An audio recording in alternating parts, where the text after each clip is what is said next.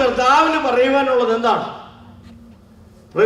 എന്തിന് നിങ്ങൾ അത് ചെയ്യുന്നു എന്നുള്ളതാണ് ദൈവത്തെ സംബന്ധിച്ച് വിഷയമായിരിക്കുന്നത്. ഞാൻ ഇന്നലെ രാത്രിയിൽ ഓർപ്പിച്ചല്ലോ, ശമരിയ പട്ടണത്തിൽ ദൈവം ഉണർവ് അയച്ചപ്പോൾ, ദൈവം ആ പട്ടണത്തെ ഉണർത്തിയപ്പോൾ അനേകരെ ക്രിസ്തുവിലേക്ക് എന്ത് ചെയ്തു?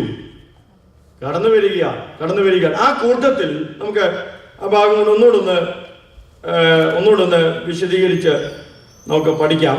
ഇന്നിപ്പോൾ കാലം ഇതൊരു പഠനമാണല്ലോ, അതുകൊണ്ട് നിങ്ങളും എന്നോട് ചേർന്ന് ചിന്തിച്ചാട്ട്, നിങ്ങളും മൗനം പാലിച്ചിരിക്കാതെ നിങ്ങൾ എന്നോടും സംസാരിക്കണം. നമുക്കൊന്നിച്ച് തിരുവചനം പഠിക്കാമല്ലോ. Praise God. നമ്മൾ ഇന്നലെ രാത്രിയിൽ ചിന്തിച്ച വിഷയം ഇങ്ങനെയായിരുന്നു. 9-ാം വാക്യത്തിൽ നാം ഇങ്ങനെ കണ്ടു, എന്നാൽ ഷീമോൻ എന്ന പേരുള്ള എന്നൊരു പുരുഷൻ ആ പട്ടണത്തിൽ ആഭിചാരം ചെയ്ത് താൻ മഹാൻ എന്ന് പറഞ്ഞ് ശമരിയ ജാതിയെ ഭ്രമിപ്പിച്ച് പോരുന്നു. അപ്പോൾ ഈ ഷീമോൻ എന്ന് പറയുന്ന ഈ വ്യക്തിത്വം ചെയ്തു പോരുന്നത് തൻ്റെ കർത്താവിനെ കണ്ടുമുട്ടുന്നതിന് മുമ്പുള്ള തൻ്റെ പ്രവൃത്തിയെക്കുറിച്ച് അവിടെ വായിച്ചു കേട്ടത്. താൻ എന്ത് ചെയ്തെന്നാ പറഞ്ഞ്, താന് ശുദ്രം ചെയ്ത്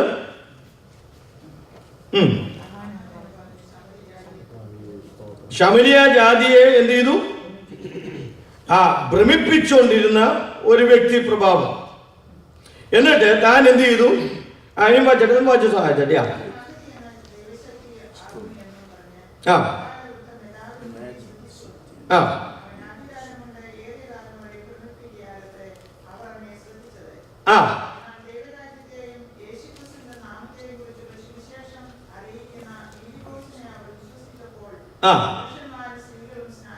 നിങ്ങൾ ശ്രദ്ധിച്ചോ? ഷീമോന്റെ ആഭിചാരവും ഷീമോന്റെ മന്ത്രവാദവും എല്ലാം സുവിശേഷത്തിന്റെ മുൻപിൽ എന്ത് ചെയ്തു? അടിയറ വയ്ക്കുകയാണ്. എന്ന് പറഞ്ഞാൽ നാം സത്യസുവിശേഷം നാം പ്രഘോഷിക്കുമ്പോൾ, സത്യസുവിശേഷത്തിന് സാക്ഷ്യം വഹിക്കുമ്പോൾ, അവിടെ അടക്കി ഭരിച്ചിരുന്ന അന്ധകാരത്തിന്റെ ശക്തികൾ എന്ത് ചെയ്തു?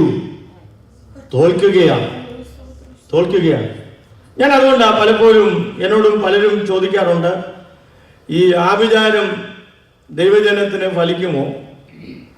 ആഭിചാരി ശക്തികൾ, മന്ത്രവാദി ശക്തികളൊക്കെയും ദൈവജനത്തെ അത് അവർക്ക് ബാധകമാണോ? ആണോ എന്ന് ചോദിച്ചാൽ ആണ്, അല്ലയോ എന്ന് ചോദിച്ചാൽ അല്ല. ഞാനിനി മറുപടി പറയാൻ, ആണോ എന്ന് ചോദിച്ചാൽ ആണെന്ന് പറയാനുള്ള കാരണം എന്താണെന്ന് ചോദിച്ചാൽ, നമ്മുടെ ജീവിതത്തിൽ സുവിശേഷത്തിന്റെ ശക്തി, ദൈവവചനത്തിന്റെ ശക്തി കുറയുമ്പോൾ, ഞാൻ പറയുന്നത് മനസ്സിലാകുന്നുണ്ടോ? ദൈവവചനത്തിന്റെ ശക്തി നമ്മളിൽ കുറയുമ്പോൾ പിന്നെ എന്ത് ചെയ്യാനൊക്കും? മറ്റ് ശക്തികൾക്ക് നമ്മളെ ആവസിക്കുവാനും നമ്മളെ നിയന്ത്രിപ്പാനും നമ്മൾ അതിന് അടിമയാകുവാനും സാധിക്കും. എന്നാൽ വിശ്വസിച്ച് ദൈവവചനത്തെ അംഗീകരിച്ച് ഏറ്റെടുത്ത ഒരു ദൈവവൈതലിനെ സംബന്ധിച്ചിടത്തോളം, യഥാർത്ഥമായിട്ട് ദൈവത്തിന് വേണ്ടി ജീവിക്കുന്ന ഒരു ദൈവവൈതലിനെ സംബന്ധിച്ചിടത്തോളം ആ വിചാരം എന്ത് ചെയ്തില്ല? അവന് ഫലിക്കുകയില്ല. അത് നമ്മൾ വിശ്വസിക്കണം. നാം വിശ്വസിച്ചാൽ, നാം വിശ്വസിക്കുന്നത് എങ്ങനെയാ? വിശ്വാസത്തിന് ആധാരം എന്തുവാ? നമ്മുടെ ജീവിതമാണ്. ഇസ്രായേൽ മക്കളെ നോക്കുമ്പോൾ ബിലിയാം എന്ത് ചെയ്യുക? ശപിക്കാൻ പോവുക. ശുദ്രം ചെയ്ത് ആഭിചാരം ചെയ്ത് ഇസ്രായേലിനെ ശപിക്കുവാനായിട്ടാ ബാലാക്ക് എന്ത് ചെയ്തത്? ബിലിയാമിനെ കൂലി കൊടുത്ത് ശപിപ്പിക്കുക. അപ്പോൾ അതൊരു ആദായമാണ്. അത് ചിലർ അത് എന്ത് ചെയ്യുകയാണ്? പ്രാക്ടീസ് ചെയ്യുന്നവരുണ്ട്, ഇന്നുമുണ്ട്.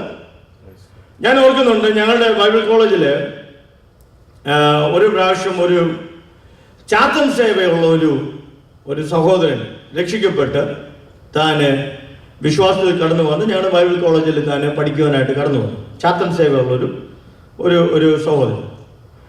അദ്ദേഹത്തിൽ നിന്ന് ഞാൻ പല കാര്യങ്ങളും ഈ ആഭിചാരം, മന്ത്രവാദം, ക്ഷുദ്രപ്രയോഗം ഇങ്ങനെ ഉള്ള ഈ വിഷയങ്ങളെക്കുറിച്ച് ചില കാര്യങ്ങൾ ഞങ്ങൾ ഒന്നിച്ച് ചിന്തിപ്പാനും പഠിക്കാനൊക്കെയും ഇടയായിട്ടുണ്ട്. അപ്പം അദ്ദേഹം പറഞ്ഞ ഒരു കാര്യം ഞാൻ ഇന്നും ഓർക്കുന്നത് എന്താണെന്ന് ചോദിച്ചാൽ, ഈ ചാത്തൻ സേവ എന്ന് പറഞ്ഞിട്ടുണ്ടെങ്കിൽ പൈശാചിക ശക്തികൾക്ക് ഇവർ അടിയറ വെച്ചിട്ട് ആ പൈശാചിക ശക്തികളെ കൊണ്ട് എന്ത് ചെയ്യാനൊക്കും? ജീവിതങ്ങളെ ബന്ധിക്കുവാനും ജീവിതങ്ങളെ നശിപ്പിക്കുവാനൊക്കെയും അവർക്ക് കഴിയും എന്നുള്ളത് താൻ വ്യക്തമായിട്ട് പറഞ്ഞപ്പോൾ ഞാൻ ചിന്തിച്ചു, ഒരു വിധത്തിൽ പറഞ്ഞാൽ സാധ്യമാണ്. ഇപ്പം ഗദരദേശത്തെ ഭൂതഗ്രസ്തന്റെ കാര്യം നമ്മൾ പഠിക്കുമ്പോൾ, ഗദരദേശത്തിലെ ഭൂതഗ്രസ്തന്റെ കാര്യം നാം പഠിക്കുമ്പോൾ വാസ്തവത്തിൽ ഞാൻ ആ വിഷയങ്ങളൊക്കെ ചിലപ്പോൾ ഇങ്ങനെ ചിന്തിക്കാറുണ്ട്, പഠിക്കാറുണ്ട്. പഠിച്ച കൂട്ടത്തിൽ, ഞാൻ ധ്യാനിച്ച കൂട്ടത്തിൽ ഞാൻ എൻ്റെ ഹൃദയത്തിൽ വന്ന ചില ചിന്തകൾ ഞാൻ ഇതിനോടുള്ള ബന്ധത്തിൽ ഞാൻ പറഞ്ഞ് ഒന്ന് മുന്നോട്ട് പോകാനായിട്ട് താല്പര്യപ്പെടുകയാണ്.